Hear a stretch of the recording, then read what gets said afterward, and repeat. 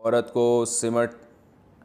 کر دائیں طرف پاؤں نکال کر سجدہ کرنا چاہیے یا مردوں کی طرح کرنا چاہیے؟ کیونکہ یہاں عمان میں سب عورتیں مردوں کی طرح سجدہ کرتی ہیں، اور حدیث میں بھی 6 اعضاء پر سجدہ کرنے کا حکم دیا گیا ہے، اس بارے میں رہنمائی فرمائیں۔ شیزہ میر عمان،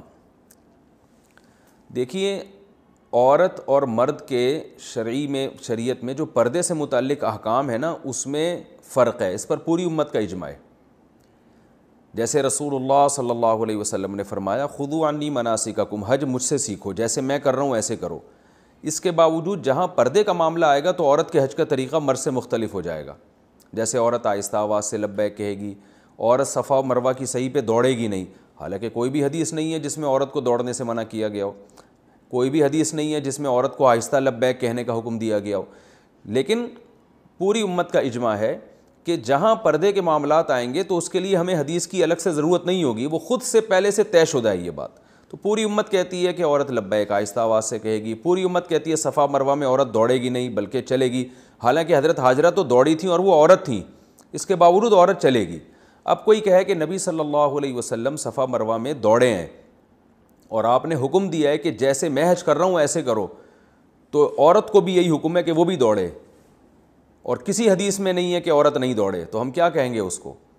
بھائی عورت کا جو پردے کا جہاں تک احکام ہے نا، وہ خود بخود اس میں یہ چیز داخل ہے کہ جس چیز کا عورت کی حیا سے تعلق ہوگا تو ان احکام میں عورت مردوں سے مختلف ہے، اسی وجہ سے پوری امت کا اجماع ہے۔ تو بالکل یہ یاد رکھیں جو حدیث میں آتا ہے کہ عورت، یعنی حدیث میں جو آتا ہے کہ 7 اعضاء پہ سجدہ ہوتا ہے، اس کا مطلب یہ 7 اعضاء پہ سجدہ کرنا فرض ہے، اس کے بغیر سجدہ نہیں ہو سکتا۔ باقی یہ 7 اعضاء پہ مرد کیسے سجدہ کرے گا، عورت کیسے سجدہ کرے گی، تو مردوں کا طریقہ تو جو نبی صلی اللہ علیہ وسلم نے جیسے کیا اور وہی طریقہ ہے جس طرح سے آج کل مرد کرتے ہیں۔ عورت کا طریقہ حدیث میں صراحتاً نہیں ہے، وہ پوری امت کا اس پر اجماع ہے کہ وہ سمٹ کے سجدہ کرے گی کیونکہ اس کا تعلق عورت کی حیا سے ہے۔ اب اگر کوئی کہے کہ اس پر حدیث پیش کرو کہ عورت سمٹ کے سجدہ کرے گی، اپنے پاؤں دائیں طرف نکال کے زمین پہ بچھ جائے گی، تو ہم ان سے کہتے ہیں کہ آپ بھی اس پر حدیث پیش کر دیں کہ عورت آہستہ آواز سے لبیک کہے گی اور صفا مروہ میں سعی نہیں کرے گی، تو وہ کہیں گے کہ بھئی اس پر تو پوری امت کا اجماع ہے کہ عورت صفا اور مروہ کی سعی نہیں کرے گی، اور اجماع خود ایک دلیل ہوتی ہے، تو ہم کہیں گے اس پر بھی پوری امت کا اجماع ہے۔ امام ابو حنیفہ، امام مالک، امام شافعی، امام احمد بن حنبل اور صدیوں تک پوری امت یہی قول پر عمل کرتی آئی ہے کہ عورت سمٹ کے سجدہ کرے گی، سمٹ کے کھڑی ہوگی نماز میں۔ تو جیسے اجماع امت وہاں دلیل ہے حج کے مسائل میں، ایسے ہی اجماع امت نماز کے مسائل میں بھی دلیل ہے کہ عورت کی نماز کی ظاہری کیفیت مردوں سے مختلف ہے، اور ویسے بھی عورت کی حیا کے خلاف ہے کہ وہ اس طرح سے جو ہے نا وہ اپنے آپ کو ایکسپوز کرے، اور نماز کی حالت میں جس طرح مرد کھڑے ہوتے ہیں عورت کا جو اس طرح سے سجدہ کرنا یہ مناسب نہیں ہے۔ رہا مسئلہ کہ عمان میں عورتیں اس طرح کرتی ہیں، تو یاد رکھیں ایک آج کا عمان ہے، ایک 100 سال پہلے کا عمان ہے۔ آپ یہاں علماء سے پوچھیں گے، وہ بتائیں گے کہ پہلے جب زیادہ تر یہ سلفیت کا غلبہ نہیں تھا تو اس وقت عرب عورتیں بھی اسی طرح سجدہ کیا کرتی تھیں جیسے ہندوستان پاکستان میں عورتیں سمٹ کے سجدہ کر رہی ہیں، کیونکہ سعودی عرب میں فقہ حنبلی نافذ ہے۔ یہ اب جو ہے نا انہوں نے فقہ حنبلی کی بہت ساری چیزوں سے جو ہے نا وہ ہٹنا شروع ہو گئے ہیں، لیکن آج سے 70-80 سال پہلے کا سعودی عرب اور عرب کنٹریز، ان میں سب میں عورتیں سمٹ ہی کے سجدہ کرتی تھیں، کیونکہ عرب کے جتنے فتاویٰ ہمیں ملتے ہیں، جو ماضی کے فتاویٰ ملتے ہیں، وہ سب میں یہی لکھا ہوا ہے، عرب علماء کے بھی، سعودی عرب کے بھی، عمان میں بھی، ہر جگہ وہ سب میں یہی لکھا ہوا ہے کہ عورت کی نماز کی ظاہری کیفیت مردوں سے مختلف ہے۔ تو صدیوں اس پر اجماع چلا آ رہا ہے، لیکن بعد میں بعض علماء نے اس کے خلاف فتویٰ دینا شروع کیا اور کہا کہ بھئی وہ عورت جو ہے وہ مردوں کی طرح سجدہ کرے گی۔ یہ ان علماء کی ذاتی رائے تھی، مگر چونکہ وہ سعودی عرب میں ایک بڑی حیثیت تھی ان کی سرکاری سطح پہ، تو وہ فتویٰ دنیا میں پھیل گیا۔ لیکن حقیقت میں جو آپ کا قدیم فتویٰ عرب علماء کا نظر آئے گا وہ سب یہی ہے۔ ساری فتاویٰ کی کتابیں، چاہے شافعی مسلک ہوں، چاہے حنبلی مسلک ہوں، چاہے حتیٰ کہ ہمارے بر صغیر میں اہل حدیث کے جو پرانے فتاویٰ ہیں وہ ان میں بھی یہی لکھا ہوا ہے کہ عورت سمٹ کے نماز پڑھے گی۔ تو اس میں بھی اہل حدیث کے علماء نے بھی بعد میں اپنے قدیم علماء سے، جو 100-150 سال پہلے کے علماء تھے، ان سے اختلاف کیا ہے، اور وہ اختلاف کی میں نے وجہ بتائی کہ سعودی عرب کے جو شیخ بن باز رحمہ اللہ اور صالح العثیمین رحمہ اللہ بڑے عالم تھے، تو انہوں نے پوری امت سے چند مسائل میں جو ہے وہ شذوذ کیا ہے۔ شذوذ کا مطلب ہوتا ہے پوری امت سے خروج کیا ہے۔ تو چونکہ ان کی اب سرکاری حیثیت تھی اور ویسے یہ بڑے پرہیزگار عالم تھے تو اس لیے ان کا فتویٰ دنیا میں کافی زیادہ پھیل گیا، تو وہیں سے ہمارے اہل حدیث علماء نے بھی اسی کو فالو کیا۔ لیکن اہل حدیث کے جو پرانے علماء ہیں 150-200 سال پرانے ملیں گے آپ کو، اور جتنے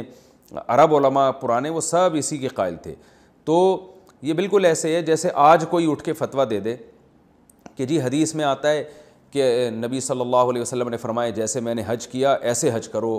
اور میرے عمرہ جیسے میں نے کیا ایسے کرو، تو نبی نے تو صفا مروہ میں دوڑ لگائی ہے تو اب سب عورتوں کو فتویٰ دے دے کہ آپ نے بھی دوڑ لگانی ہے، تو علماء اس کو کس بیس پہ روکیں گے؟ اس عمل کو اسی بیس پہ روکیں گے، بھائی یہ تو پوری امت ہمیشہ سے ایسے ہی کرتی آ رہی ہے۔ لیکن وہ علماء وقتی طور پر روکیں گے، اس کے بعد جب وہ فتویٰ معاشرے میں رائج ہو جائے گا تو پھر وہ لوگ سمجھیں گے یہ ہے اصل شریعت کا حکم کہ عورتوں نے بھی دوڑ لگانی ہے۔ تو بالکل یہی حال نماز کے ساتھ بھی ہوا ہے کہ نماز میں صدیوں سے مسلمان عورتیں سب سمٹ ہی کے نماز پڑھتی آئی ہیں۔ آج کتابیں سب کتابوں میں یہی لکھا ہوا ہے، جتنے عربی فتاویٰ مل دیں گے آپ کو، اردو ہوں یا عربی ہوں یا فارسی ہوں، جو بھی قدیم مسلمانوں کی زبانیں رہی ہیں، عربی تو ظاہر ہے سب سے قدیم ہے، فارسی اس کے بعد ہے، اردو پھر وہ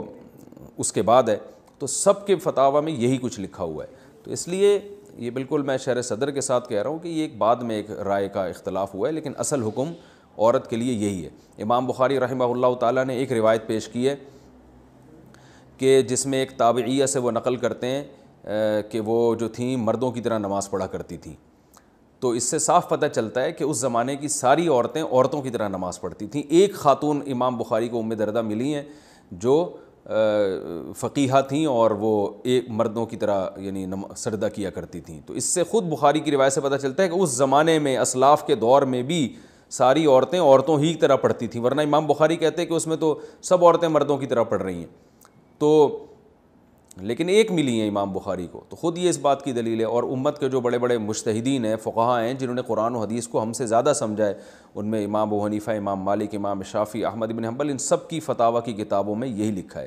کہ امام احمد بن حنبل سے بڑا کون حدیث کا عالم ہوگا، آپ خود بتائیں۔ وہ تو صراحتاً کہتے ہیں کہ عورت کو چاہیے کہ وہ سمٹ کے نماز پڑھے، صراحتاً ان سے اس بارے میں جو ہے فقہ حنبلی کی کتابوں میں صحیح سند کے ساتھ ان سے منقول ہے، یہی امام شافعی سے بھی منقول ہے۔ تو اس لیے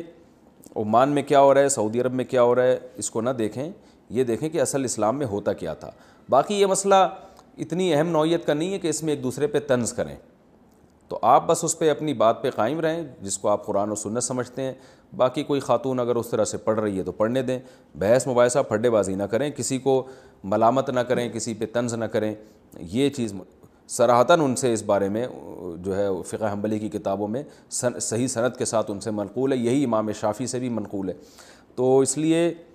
عمان میں کیا ہو رہا ہے، سعودی عرب میں کیا ہو رہا ہے، اس کو نہ دیکھیں، یہ دیکھیں کہ اصل اسلام میں ہوتا کیا تھا۔ باقی یہ مسئلہ اتنی اہم نوعیت کا نہیں ہے کہ اس میں ایک دوسرے پہ طنز کریں، تو آپ بس اس پہ اپنی بات پہ قائم رہیں جس کو آپ قرآن و سنت سمجھتے ہیں۔ باقی کوئی خاتون اگر اس طرح سے پڑھ رہی ہے تو پڑھنے دیں، بحث مباحثہ پھڈے بازی نہ کریں، کسی کو ملامت نہ کریں، کسی پہ طنز نہ کریں۔